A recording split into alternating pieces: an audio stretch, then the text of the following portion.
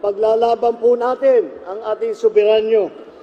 At yan ay gagawin natin sa pamamagitan ng magandang pag-uusap. Sa pagka-diplomatiko at sa pagkapakita ng dignidad ng mga Pilipino. Hindi natin isusuko ni isang pulgada ng ating teritoryo. Hindi tayo kailangan sumunod sa kahit sino mang dayuhan. Tayo po ay may ganap na karapatan at dapat makinabang sa yaman na sa ating sariling bayan. Sa laban naman kontra sa krimen, kontra sa droga, wala po sa amin ang naniniwala na ang solusyon ay pumatay ng libo-libong Pilipino. Ang dapat po dyan, para masolusyonan po yan, ang ating magsulat ng magagandang batas, ang ating pagsuporta sa mga pulis, ang ating pagsuporta sa ating mga local government officials upang magawa nila na mabuti ang trabaho nila. At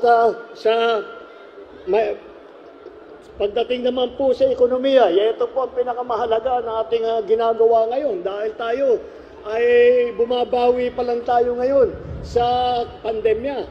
Kaya kailangan na bigyan natin ng pansin ang ating ekonomiya.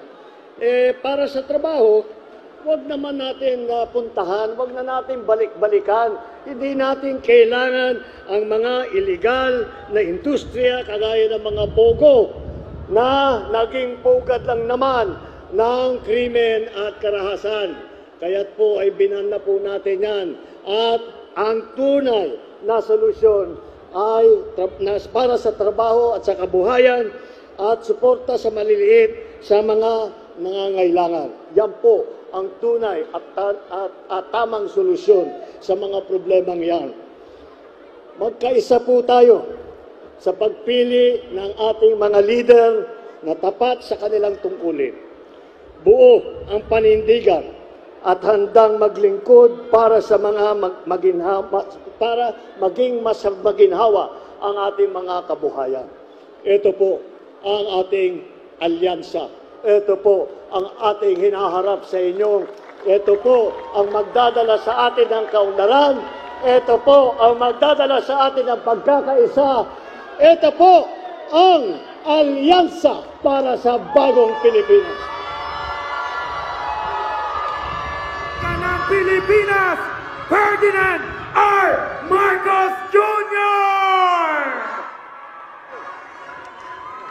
Isang masigabong palakpakan para sa alyansa, para sa bagong